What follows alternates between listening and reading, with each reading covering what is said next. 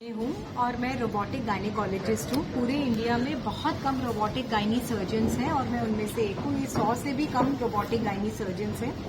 Park hospital Mohali में बहुत high tech robot da Vinci का रोबोट है, जिससे कि हम बड़ी बड़ी कॉम्प्लेक्स सर्जरी जैसे कि रसौली निकालना, बच्चेदानी निकालना, अगर ट्यूब में प्रेगनेंसी है तो उसको निकाल के ट्यूबों को जोड़ना, जिनकी प्रेगनेंसी नहीं हो रही है या इनफर्टिलिटी है और ट्यूब्स ब्लॉक्ड हैं तो उसको खोलने की सर्जरी, या अगर आपको अनफॉर्चुनेटली बच्चेदानी या ओवरीज का कैंसर है तो वो वाली सारी सर्जरी मैं रोबोटिकली पार्क हॉस्पिटल मोहाली में करती हूँ।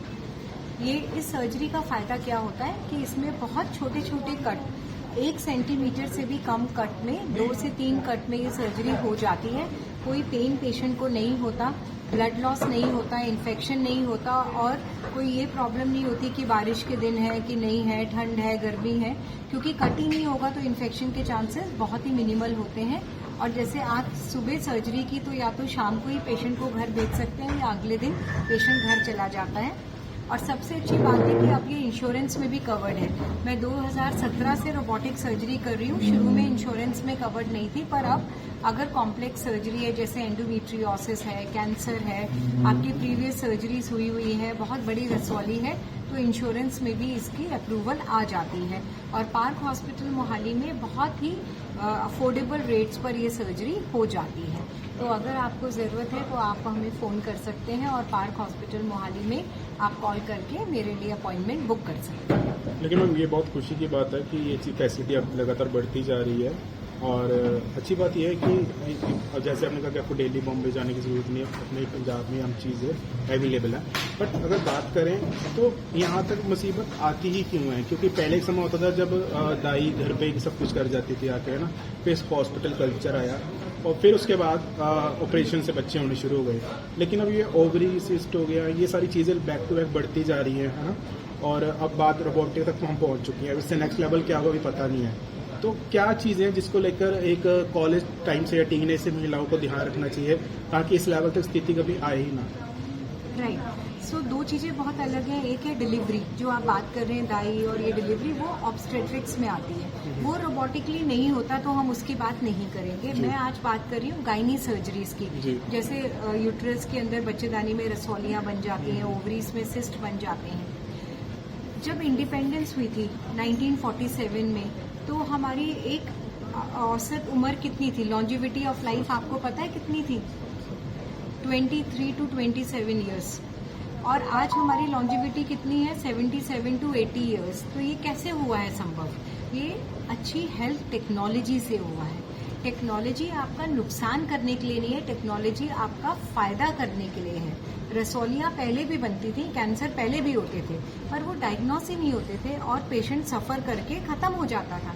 पर अब तो क्योंकि रोबोटिक टेक्नोलॉजी आ गई है, बहुत अच्छे CT, MRI ये सब कुछ आ गया है, जिससे कि हम प्रॉब्लम को डायग्नोस टाइम पे कर लेते हैं और पेशेंट को बचा पाते हैं। दूसरी चीज़ आपने बहुत अच्छी की, प्रिवेंशन बहुत ज़रूरी है। आजकल मेडिकल टर्म्स में हम ये बोलते हैं कि प्रॉब्लम होने ही मत दो, तो बचपन से ही अच्छा लाइफस्टाइल रखना है, अच्छा खाना खाना है, स्मोकिंग, ड्रिंकिंग, अल्कोहल इसको अवॉइड करना है। और अगर हम अच्छे एक्सरसाइजेस करते हैं और स्ट्रेस नहीं लेते, मोबाइल फ़ोन वगैरह कम यूज़ करते हैं और खेलते हैं, एक्सरसाइज करते हैं, फल सब्जियां वगैरह खाते हैं, तो प्रॉब्लम होने के चांसेस कम है। पर अगर प्रॉब्लम हो जाती है तो वो बहुत अच्छी तरीके से डायग्नोस हो जाती है और रोबोट की मदद से बड़े बड़े चीरे नहीं लगाने पड़ते, पेशेंट को सफ़र नहीं करना पड़ता, ब्लीडिंग नहीं होती, ब्लड ट्रांसफ्यूजन नहीं देना पड़ता, इन्फेक्शन के चांसेस नहीं होते। और आज सर्जरी कराई, कल आप अपने घर जाके परसों से अपना काम शुरू कर सकते हो, तो ये तो बहुत अच्छी बात है। मैं कॉस्ट इफेक्टिव की बात करें तो मैं कितना के ज़्यादा कॉस्ट है इसकी? टेक्नोलॉजी के लिए कॉस्टिंग देनी पड़ती है, क्योंकि टेक्नोलॉजी है, जो रोबोटिक आर्म्स हैं उनकी कॉस्टिंग आती है, बिकॉज ये बहुत हाईटेक है। उनके जो वो है इंस्ट्रूमेंट्स हैं वो टाइटेनियम से बने हुए हैं। सो उनकी जो कॉस्टिंग है अराउंड 1 से सवा लाख, जो आप दूरबीन से सर्जरी कराते हो उससे 1 से सवा लाख ज़्यादा देना पड़ता है, पर फायदे बहुत हैं।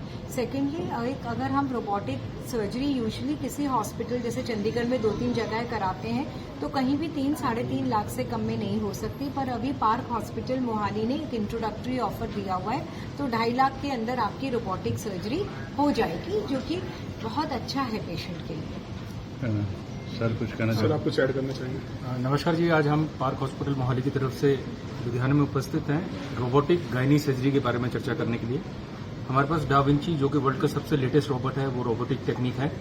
अभी तक ये जो टेक्निक है नॉर्थ इंडिया में बड़े लिमिटेड सेंटर्स में, चंडीगढ़ में कुछ सेंटर्स में, इवन पीजीआई और यहाँ लुधियाना में अवेलेबल नहीं है। और हर तरह की हम सर्जरी, गायनी की सर्जरी, यूरोलॉजी की सर्जरी, जनरल सर्जरी और कैंसर की सर्जरी, इवन हाल ही में हमने किडनी ट्रांसप्लांट भी किया, जो कि पूरे कंट्री में 4 या 5 सेंटर में होता है। तो मेन एडवांटेज जैसे डॉक्टर प्रीति जिंदल ने आपको बताया कि शॉर्टर स्टे, मतलब पेशेंट को सुबह एडमिट करके आप शाम को डिस्चार्ज कर सकते हैं, no blood loss, no big cuts, faster recovery, ये सारे एडवांटेजेस हैं। आज की डेट में ये सारी इंश्योरेंस में कवर्ड है।